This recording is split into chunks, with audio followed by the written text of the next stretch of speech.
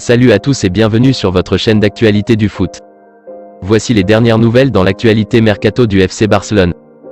De retour à Manchester United depuis le dernier mercato estival, Cristiano Ronaldo aurait pris une décision fracassante quant à son avenir.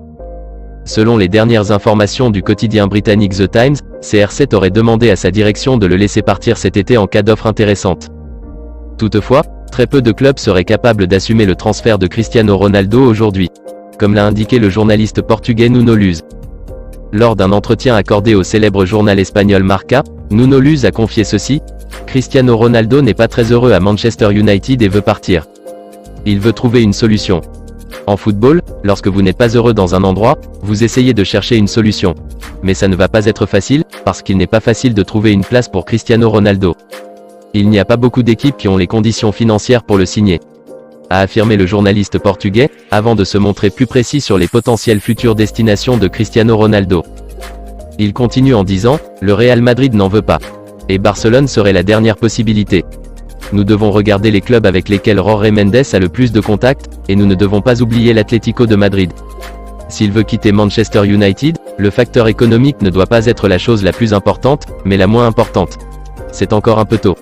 Il s'entraîne ici à Lisbonne pour le moment, mais on verra ce qui se passera, a ajouté Nuno Luz, avant de terminer en expliquant qu'à l'heure actuelle, Cristiano Ronaldo n'a aucune chance de quitter Manchester United. Voici encore ses propos. CR7 devra aller là où Jorge Mendes lui trouvera une solution, car il n'y a pas beaucoup de clubs qui peuvent boucler son transfert. Le club qui se présentera pour le Portugais doit être un club compétitif qui jouera la Ligue des Champions en 2022 à 2023, en plus d'avoir la capacité financière nécessaire. On verra si un joueur de taille quitte un géant d'Europe et lui ouvre un espace. Aujourd'hui, on peut dire que c'est impossible, mais dans une semaine, ça ne le sera peut-être plus, a conclu le journaliste portugais Nuno Luz pour finir. À votre avis, pensez-vous que la star portugaise CR7 pourrait-il débarquer en Catalogne cet été, et se vêtir des couleurs blaugrana pour jouer contre le Real Madrid, qui fut son club de cœur il y a de cela quelques années? Manchester United laissera-t-il partir sa star aussi facilement? Rendez-vous dans les commentaires. Voici une autre actualité du Barça. Le Barça ne sait plus où donner de la tête sur ce mercato. De nombreux dossiers sont actuellement en cours comme celui de Clément Lenglet, parti pour rejoindre Tottenham, le flou autour du dossier Ousmane Dembélé, ou encore les possibilités de transfert avec Rafinha et Robert Lewandowski. Malgré tout, les Blaugrana ont pu officialiser ce lundi la venue de l'Ivoirien Franck Kessié et Andreas Christensen, les deux premières recrues estivales du club. Désireux de renforcer sa défense centrale, le Barça pourrait bien en voir arriver une troisième très prochainement en provenance de l'AS Monaco. Xavi Hernandez a ciblé deux postes à renforcer en priorité, la défense centrale et les latéraux. L'entraîneur catalan ne compte plus sur certains joueurs, comme Oscar Mingueza et Gérard Piqué la saison prochaine. Et même si Andreas Christensen vient d'arriver, ce n'est pas assez pour épauler le jeune Ronald Araujo.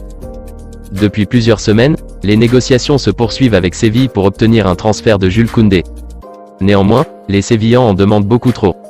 Pour rappel, le prix fixé pour le défenseur français est de 65 millions d'euros, et ils n'ont pas l'intention de baisser leurs exigences. Malgré la rentrée d'argent suite à l'accord avec Sixth Street, qui permettrait d'empocher environ 207 millions d'euros, le Barça a toujours des problèmes économiques et le montant voulu par Séville est trop élevé.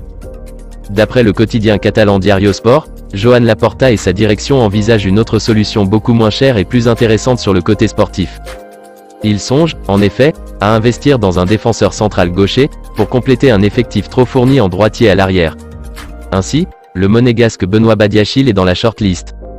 Estimé à 30 millions d'euros comme valeur marchande sur Transfermarkt, l'international français de 21 ans, a le profil que recherche le FC Barcelone, et son prix est abordable comparé à d'autres joueurs similaires à lui. Des noms comme Aymeric Laporte, ou Matthijs de Ligt sont évoqués, mais leurs indemnités de transfert dépassent les limites économiques fixées par le Barça. Selon vous, que pensez-vous de ce nouveau dossier mis à table au Barça par le coach Xavi Hernandez? Ne serait-il pas plutôt judicieux pour le Barça, de centrer en ce moment son attention sur des transferts prioritaires comme celui du Brésilien Rafinha ou Robert Lewandowski, pour assurer un avant-centre de qualité pour la saison à venir? N'hésitez pas à réagir et à débattre dans les commentaires.